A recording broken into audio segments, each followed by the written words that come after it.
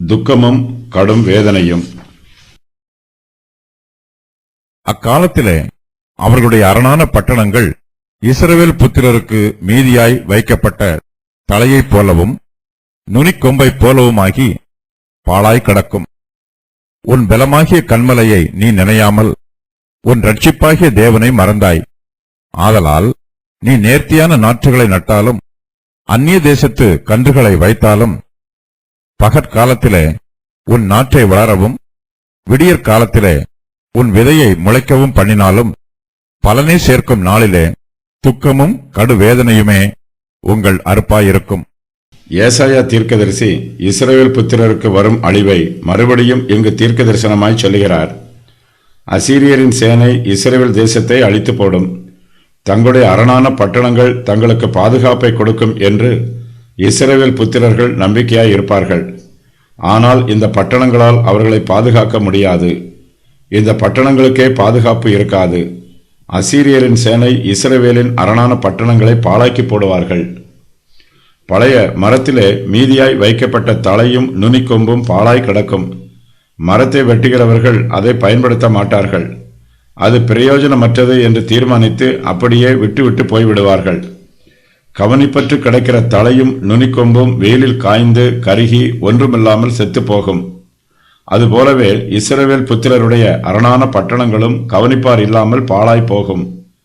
ஒரு காலத்தில் கானானியர்கள் இஸ்ரவேல் புத்திரருக்கு முன்பாக தோற்று ஓடிப்போனார்கள். இப்போதோ அசீரியர்களுக்கு முன்பாக இஸ்ரவேல் புத்திரர் தோற்று ஓடிப்போகிறார்கள். இஸ்ரவேல் தேசம் பாழாய் போகும். அவருடைய அழிவுக்கு அவர்களே காரணம். இஸ்ரவேல் ஜனத்தார் தங்கள் பலமாகிய கன்மலையை நினைக்காமல் போய்விட்டார்கள். தங்கள் இரட்சிப்பாகிய தேவனை மறந்தார்கள். கர்த்தர் தம்முடைய ஜனங்களை ரட்சிப்பதற்கு அநேக வாய்ப்புகளை கொடுத்தார். பலமுறை அவர்களை எச்சரித்தார். ஆனால் அவர்களோ கர்த்தருடைய வார்த்தைக்கு கீழ்ப்படியவில்லை. அவருடைய எச்சரிப்பின் சத்தத்திற்கு செவி கொடுக்கவில்லை, மனம் திரும்பவில்லை. இதனால் கர்த்தருடைய கோபம் அவர்கள் மேல் வருகிறது. இஸ்ரவேல் புத்திரருக்கு இஸ்ரவேலின் தேவனாகிய கர்த்தரே பலமாகிய கன்மலையாய் இருக்கிறார்.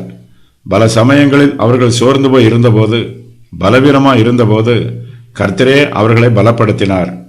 கர்த்தர் அவர்களை பலப்படுத்தி இருக்கவில்லை என்றால் அவர்கள் எப்போதோ முறிந்து போய் இருப்பார்கள். இஸ்ரவேல் ஜனத்தார் சரித்திரத்தில் காணாமல் போயிருப்பார்கள். கர்த்தர் தம்முடைய ஜனத்தை அழிவுக்கு விலக்கி காத்து பாதுகாத்து இதுவரையிலும் வழிநடத்தி வந்திருக்கிறார். தேவனாகிய கர்த்தரே இஸ்ரவேல் புத்திரருக்கு பலமாகிய கன்மலையாய் இருக்கிறார். ஆனால் அவர்களோ கர்த்தரை நினைக்கவில்லை. இஸ்ரவேல் ஜனத்தார் ஆவிக்குரிய காரியங்களில் கவனம் செலுத்தாமல் உலக காரியங்களில் கவனம் செலுத்துகிறார்கள். தங்களுடைய வயல் நிலங்களிலே நேர்த்தியான நாற்றுகளை நடுகிறார்கள். அந்நிய தேசத்து கன்றுகளை வைக்கிறார்கள். இஸ்ரவேலின் தேவனாய் இருக்கிற கர்த்தரை ஆராதியாமல் அந்நிய தேசத்தில் இருந்து மேடைகளையும் தோப்பு விக்கிரகங்களையும் சிலைகளையும் பீடங்களையும் தங்கள் தேசத்திலே கொண்டு வந்து ஸ்தாபிக்கிறார்கள்.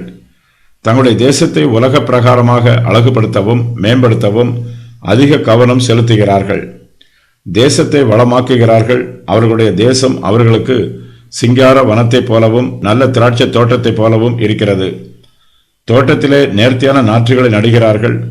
அந்நிய தேசத்து கன்றுகளை வைக்கிறார்கள். ஆனாலும் அவர்களுக்கு அதில் திருப்தி உண்டாகவில்லை.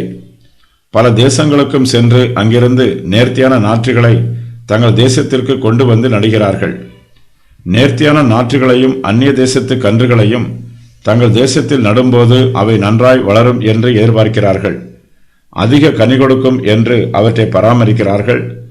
ஆனால் துக்கமும் கடு வேதனையுமே அவர்களுடைய அறுவடையாய் இருக்கும். பகற்காலத்திலே தாங்கள் நட்டிய நாற்றை நன்றாக வளர்ப்பதற்காக நீர் பாய்ச்சுகிறார்கள், கொத்தி எருப்போடுகிறார்கள். விடியற்காலத்திலே தாங்கள் நட்டிய விதையை முளைக்க பண்ணுவதற்காக அதையும் நன்றாய் பராமரிக்கிறார்கள். ஆனால் அவர்களுக்கு பிரயோஜனமுள்ள அறுவடை கிடைக்காது. நேர்த்தியான நாற்றுகள் நேர்த்தியான பழங்களை கொடுக்கும் என்று எதிர்பார்க்கிறார்கள். அந்நிய தேசத்து கன்றுகள் அழகான பழங்களை கொடுக்கும் என்று மரத்தை நோக்கி பார்க்கிறார்கள். ஆனால் பலனை சேர்க்கும் அறுவடை நாளிலே துக்கமும் கடு வேதனையுமே அவர்களுடைய அறுப்பாய் இருக்கும். அறுவடை நாள் பொதுவாக சந்தோஷமான நாளாக இருக்கும். ஆனால் இஸ்ரவேலருக்கோ அவர்களுடைய அறுவடையின் நாள் துக்க நாளாய் இருக்கிறது. அவர்களுடைய கன்றுகள் மெலிந்து போய் இருக்கிறது. காய்ப்பு குறைந்து போய் இருக்கிறது. அவருடைய எதிர்பார்ப்பு ஏமாற்றத்தை கொடுக்கிறது. ஒருவேளை இந்த முறை அறுவடை ஏமாற்றமாய் இருந்தாலும் அடுத்த முறை தங்களுக்கு நல்ல அறுவடை கிடைக்கும் என்று எதிர்பார்க்கிறார்கள். ஆனால் அவர்களுக்கோ அடுத்த முறையிலும் நல்ல அறுவடை கிடைக்காது. இந்த முறை துக்கத்தை அறுக்கிறார்கள், அடுத்த முறை கடும் வேதனையை அறுப்பார்கள். இஸ்ரவேல் புத்திரருக்கு மிகுந்த துக்கமும் மனவேதனையும் உண்டாகும். அவர்களால் இந்த வருஷத்து அறுவடையை மாத்திரமே பார்க்க முடியும். அடுத்த வருஷத்தில் அறுவடை பண்ணுவதற்கு இஸ்ரவேல் புத்திரர் தங்கள் தேசத்தில் இருக்க மாட்டார்கள். அசீரியர்கள் வந்து அவர்களை சிறைப்பிடித்து கொண்டு போய் விடுவார்கள். அந்நிய தேசத்தின் சிறையிருப்பில் தாங்கள் நட்டிய நேர்த்தியான நாற்றுகளையும் அந்நிய தேசத்து கன்றுகளையும் ஏக்கத்தோடு நினைத்து பார்ப்பார்கள். ஆனால் அவற்றை அறுவடை பண்ணுவதற்கு இஸ்ரவேல் தேசத்தார் தங்கள் தேசத்தில் இருக்க மாட்டார்கள். அறுவடை நாட்களின் போது அவர்களுக்கு அறுவடையின் பலன் கிடைக்காது. அதற்கு பதிலாக துக்கமும் கடும் வேதனையுமே அவர்களுக்கு கிடைக்கும். அசீரிய தேசத்தார் இஸ்ரவேல் புத்திரர் நட்டிய நாற்றுகளிலும் கன்றுகளிலும் அறுவடையின் பலனை சேர்ப்பார்கள். அக்காலத்திலே என்பது 1000 வருஷ அரசாட்சியை குறிக்கவில்லை. சீரியாவையும் எப்ராயிமையும் அசீரியர் அழித்து போடும் காலத்தை குறிக்கிறது.